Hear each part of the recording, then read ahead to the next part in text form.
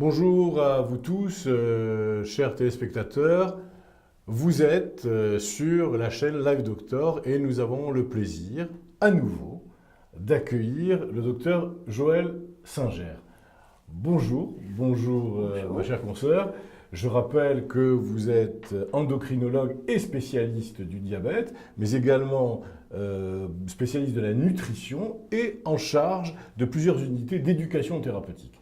Merci donc de nous accueillir à nouveau. Aujourd'hui, nous allons parler du diabète et de ce que l'on appelle le diabète de type 2. Je rappelle pour nos téléspectateurs que nous avons également évoqué avec vous-même et avec votre brio et votre talent toute la question de l'obésité. Donc maintenant, nous abordons la question du diabète dit de type 2. Alors, c'est quoi le diabète de type 2 ? On va d'abord définir le diabète. Le diabète, c'est quand on a un taux de glucose ou de sucre, mais le terme exact est le glucose, qui est trop élevé dans le sang. C'est ça la définition du diabète. Nous avons tous besoin de sucre dans notre corps, mais nous avons besoin qu'il soit au bon endroit. C'est-à-dire qu'on n'a pas besoin qu'il soit en quantité trop élevée dans nos artères et dans nos veines. Il a besoin de rentrer dans notre cerveau, dans nos muscles, dans notre foie, là où on en a besoin pour faire de l'énergie. Donc le diabète est défini par un taux trop élevé de glucose dans le sang. Le diabète de type 2 est un diabète qui, pour la plupart des gens, est lié à une obésité. C'est-à-dire que l'obésité est le facteur de risque du diabète de type 2 le plus important. Mais je voudrais vous rappeler que tous les gens qui ont une obésité n'ont pas forcément un diabète. Mais à l'inverse, les gens qui ont un diabète, pour la plupart, de l'obésité. Donc, ce n'est pas toujours dans le même sens. Donc, le diabète de type 2 n'est pas lié uniquement, en tout cas, au manque de l'hormone qui nous permet de faire rentrer le glucose dans tous les organes. Cette hormone s'appelle l'insuline. Mais il est lié au fait que ces organes ne sont pas capables de capter suffisamment bien l'insuline qui se trouve dans les vaisseaux sanguins. Et ce qui fait que le sucre, au lieu de passer du vaisseau sanguin dans les organes, reste un peu trop longtemps dans les vaisseaux sanguins. La raison pour laquelle se passe le diabète de type 2 est liée, comme je vous l'ai dit, à l'obésité, mais aussi, par exemple, au manque d'activité physique.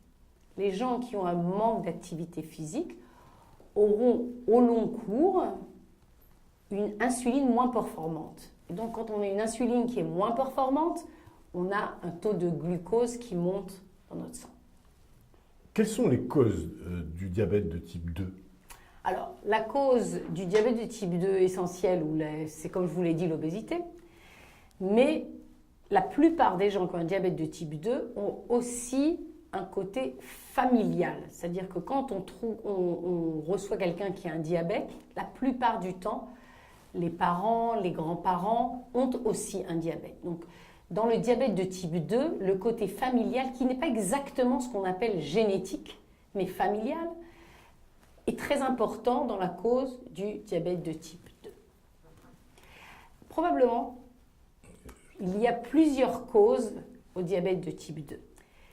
Et bien qu'il y ait énormément de recherches qui soient faites sur le diabète de type 1, le diabète de type 2 est probablement passionnant parce que c'est multifactoriel. Il y a le côté de l'environnement, on bouge moins, on mange plus. Il y a le côté génétique familial. Il y a probablement aujourd'hui beaucoup d'études qui sont faites sur le fait que la pollution peut avoir un effet sur l'avènement du diabète de type 2. Donc il y a plusieurs facteurs qui ont une interaction et qui font que les personnes peuvent devenir diabétiques. Est-ce qu'on peut rattacher à cette explication le diabète de la femme enceinte, le diabète gestationnel ? Alors, le diabète gestationnel a une définition très précise. Donc je pense que si on définit d'abord le diabète gestationnel, on va pouvoir parler des causes. Donc, le diabète gestationnel est un diabète qui survient au cours d'une grossesse. Mais la deuxième chose, c'est que ce diabète disparaît au moment de l'accouchement. C'est ce qu'on appelle le diabète gestationnel. Quand on parle de ce diabète, qui arrive en général au deuxième trimestre de la grossesse, les causes sont semblables aux causes du diabète de type 2. Probablement pendant la grossesse, il y a une prise de poids, ce qui est vrai, mais il y a aussi beaucoup plus d'hormones qui en fait empêchent une bonne utilisation de l'insuline. Et si la personne n'a pas assez d'insuline ou de réserve pour surmonter cette difficulté au niveau du métabolisme, alors il peut survenir un diabète gestationnel. Donc, on a défini le diabète gestationnel comme étant un diabète qui arrive pendant la grossesse et qui disparaît au moment de l'accouchement. Il ne faut pas le confondre avec des gens qui ont en fait un sucre ou un glucose élevé très tôt dans la grossesse, qui en général avaient un diabète de type 2 qui n'était pas diagnostiqué. Ça, c'est une première chose. Et la deuxième chose, c'est que parfois, comme les femmes qui sont enceintes sont parfois de jeunes femmes, on peut avoir un diabète de type 1, ce qui n'est pas le sujet d'aujourd'hui, et qui peut survenir au moment de la grossesse, mais qui n'est pas le même diabète que... En fait, c'est la grossesse qui serait le déclencheur de ce diabète. Ouais, alors le diabète gestationnel, effectivement, la grossesse est en fait un stress pour l'organe qui fabrique l'insuline, qui est le pancréas. Et donc, si le pancréas n'est pas capable de produire plus d'insuline, face à ce stress, on a une augmentation du glucose dans le sang et on a un diabète. Comment fait-on le diagnostic voilà. du diabète de type 2 ? Alors, le diagnostic peut se faire de plusieurs manières. Quand quelqu'un est très symptomatique, c'est-à-dire s'il perd du poids, il a tout le temps soif, il a tout le temps envie d'uriner, et il va voir un médecin, ce qui serait une bonne chose à faire quand on a cette symptomatologie, et qu'on trouve un taux de glucose plasmatique, pour être précis, au-dessus de 200 mg par décilitre, c'est suffisant pour faire le diagnostic de diabète. C'est une façon de diagnostiquer le diabète. Donc ça a des signes d'appel. Il y a des signes d'appel. La polyurie, la polyphagie, la polydipsie, ce que vous avez défini. Tout à fait. Et le taux de sucre circulant. Tout à fait. Donc ça, c'est une façon de faire le diagnostic. La plupart des gens ne sont pas très symptomatiques, n'ont pas toute cette symptomatologie. Et donc, la plupart des diagnostics sont faits au cours d'examens sanguins, qui sont faits parfois pour d'autres raisons, ou au cours de certaines maladies, ou au cours de certaines hospitalisations. Et la définition est très précise. Si on a par 2 fois un taux de glucose dans le plasma au-dessus de 126, ça permet de faire le diagnostic. Il y a maintenant une autre façon, ou un autre test biologique qui nous permet de faire le diagnostic. Ce test est un test qui nous permet d'avoir en général, qu'on utilisait avant essentiellement pour le suivi des diabétiques. C'est ce qu'on appelle l'hémoglobine glycosylée, un terme un petit peu médical, mais c'est son terme. Cette molécule est une molécule d'hémoglobine. L'hémoglobine en général est ce qui nous permet de transporter l'oxygène d'un organe à un autre. Mais cette hémoglobine, quand le taux de sucre est élevé, change sa forme. Et au laboratoire, on peut mesurer le taux d'hémoglobine qui a changé cette forme par rapport au taux d'hémoglobine. C'est ce qu'on appelle l'hémoglobine glycosylée. Et quand on a un taux d'hémoglobine glycosylée, selon certains standards, au-dessus de 6,4%, on a aussi un diagnostic de diabète. Et la dernière chose, parce qu'il y a plusieurs possibilités pour faire le diagnostic de diabète, c'est ce qu'on appelle l'hyperglycémie provoquée. C'est quelque chose qui est assez connu, pourtant on ne s'en sert plus beaucoup de nos jours. C'est un peu moins usité actuellement. Voilà. Au profit de l'hémoglobine glycosylée, glyquée ou glycosylée. Alors, l'hyperglycémie provoquée est un test où l'on mesure le taux de glucose au bout de 2 heures après avoir absorbé 75 grammes de glucose. Et s'il est au-dessus de 200, on a aussi un diabète. Qu'est-ce que vous préconisez ? De faire un bilan régulièrement ou d'avoir des signes d'appel qui vont faire ce bilan ?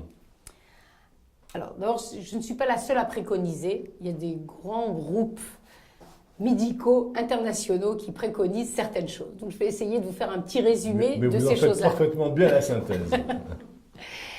Les recommandations sont que les gens qui ont, par exemple, dont on parlait tout à l'heure, qui ont eu un diabète gestationnel, c'est-à-dire un diabète pendant les femmes qui ont eu un diabète pendant leur grossesse, doivent faire de façon régulière des tests pour voir si elles ont un diabète ou pas. Parce qu'elles ont un facteur de risque. Mais il y a d'autres facteurs de risque, c'est-à-dire que les gens, par exemple, qui ont des infections à répétition devraient peut-être faire des tests pour voir s'ils ont un diabète. Les gens qui ont une obésité devraient faire ça, ou une hypertension, ou des lipides élevés dans le sang. Ces personnes-là qui sont plus à risque doivent faire des tests plus fréquemment. Peut-être un petit mot sur le fait qu'il y a des maladies qui vont ensemble. C'est ce qu'on appelle le syndrome métabolique. Métabolique, voilà. J'allais justement vous en prier, puisqu'en plus vous avez parlé de sujets à risque. Donc ça veut dire que là, nous avons un certain nombre de clignotants qui s'allument et c'est ceux-là qui vont attirer l'attention du médecin. Tout à fait. Alors, les clignotants peuvent être très, très divers. C'est-à-dire, je vais vous donner un exemple dont on n'a pas parlé encore, c'est le tabagisme. Le tabagisme, on pense toujours que les gens qui fument sont maigres. C'est vrai la plupart du temps parce que ça a un effet sur l'appétit. Mais malheureusement, le tabac, quand il est pris en quantité ou de façon régulière, empêche l'insuline de bien fonctionner. Donc par exemple, les gens qui fument ont un risque plus élevé d'avoir un diabète que des gens qui ne fument pas. Il y a aussi les gens qui ont ce qu'on appelle, ce dont vous parliez tout à l'heure, le syndrome métabolique, c'est-à-dire qu'ils peuvent avoir ou une hypertension ou une obésité, surtout une obésité qui est abdominale. Okay, plus on appelle gynoïde. Gynoïde. Par exemple, vous voyez, ça c'est les gens qui ont une obésité gynoïde, c'est-à-dire qu'ils ont un grand ventre. Vous voyez, ça c'est un type d'obésité. Mais je n'ai pas de poire pour vous montrer ce qu'est l'obésité qui est moins dangereuse au point de vue métabolique. C'est des gens qui ont la partie inférieure de leur corps qui est un peu plus large. L'obésité androïde. Androïde, tout à fait. Mais les Américains qui aiment bien les images, en général, disent ou apple or pear obesity. Donc il y a c'est des images qui aident les gens à comprendre que si on a plus de ventre, on devrait peut-être aller voir si on a un diabète ou pas. C'est intéressant. Quels sont les risques que l'on va trouver, que l'on peut trouver chez un patient atteint de diabète de type 2 ? Alors le taux de glucose, quand il est élevé, a des conséquences. Les conséquences essentielles sont au niveau vasculaire. Dans le monde médical, on répartit le monde musculaire des petits vaisseaux et le monde vasculaire des gros vaisseaux. Donc on a ce qu'on appelle les maladies cardiovasculaires qui comprennent les infarctus du myocarde, les accidents vasculaires cérébraux, les problèmes de... D'angine de poitrine, par exemple. Oui, ou de problèmes vasculaires périphériques, c'est-à-dire les gens qui ont ce qu'on appelle une claudication intermittente, c'est des gens qui ne peuvent pas marcher trop longtemps et qui sont obligés de s'arrêter. Donc ça, c'est lié à une atteinte des larges vaisseaux, c'est ce qu'on appelle les maladies cardiovasculaires. Alors à cet effet, juste, je rappelle à nos téléspectateurs que nous avons traité ces questions lors d'émissions précédentes et qu'elles sont disponibles sur la chaîne Live Doctor.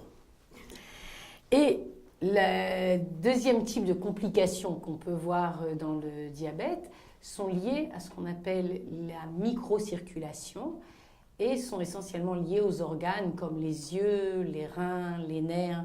Et il peut y avoir des conséquences liées à des taux de glucose trop élevés. Mais je dis peut-être une chose que je voudrais faire remarquer. Tous les gens qui ont un diabète ne font pas toujours des complications. Et surtout, si on a un diabète qui est bien équilibré, on a beaucoup moins de chances d'en faire. D'où l'importance qui est fondamentale de la prévention, du diagnostic précoce et de la prise en charge. Tout à fait. Le traitement du diabète de type 2 est basé sur ce qu'on appelle une hygiène de vie adaptée. C'est-à-dire une hygiène de vie adaptée. Si j'ai du surpoids, il faut que je mange un peu moins. Si je mange un peu moins, je vais perdre du poids. Mais si je mange un peu moins et mieux, je peux aussi améliorer le taux de glucose. Donc il y a la quantité, mais la qualité dans le régime. Ça, c'est une partie du traitement. La deuxième partie, c'est l'exercice physique, qui n'est pas forcément être dans une salle de sport 5 fois par semaine, 2h30. Ça peut être marcher, la marche, ça peut être monter les escaliers. Il peut y avoir beaucoup de types. Il y a des gens qui font de l'exercice chez eux. Tout exercice supplémentaire est le bienvenu pour nous tous, avec ou sans diabète. Alors les sociétés savantes de cardiologie recommandent la pratique de la marche à pied, de la marche rapide, mais également de toutes les activités de type escalier, la montée, éviter l'ascenseur, etc. C'est toujours l'hygiène de vie que vous évoquiez. Tout à fait. La marche à pied, monter les escaliers est quelque chose qui est très utile. Malheureusement, beaucoup des gens de notre société travaillent dans des buildings avec 50 étages. Il est très rare que la plupart d'entre nous montent les 50 étages tous les jours. Bien que probablement, si nous faisions ça, nous serions plus minces avec moins de diabète. Donc ça, c'est les conseils hygiéno-diététiques. Mais il y a également des médicaments. Tout à fait. Alors les médicaments se répartissent de façon habituelle entre les médicaments injectables et les médicaments que l'on peut prendre par la bouche. Okay, donc il y a des types de médicaments. Le diabète est une des spécialités où dans les 10 dernières années, il y a une explosion de différents types de molécules qui permettent de traiter le diabète. Et aujourd'hui, nous avons une grande possibilité d'adapter à la personne le traitement qui lui convient. Ce qui n'était peut-être pas toujours le cas précédemment. Nous avons encore des limitations qui sont parfois des limitations financières liées aux assurances des gens, mais en gros, on a une grande palette de possibilités. Avec plusieurs types de médicaments, j'imagine. Avec tout à fait. Alors, le médicament qui est le plus prescrit au monde pour les gens qui ont un diabète de type 2 s'appelle la metformine. Il a toutes sortes de noms dans différents pays. Et ce médicament est un médicament qui permet essentiellement de diminuer le taux de glucose à jeun.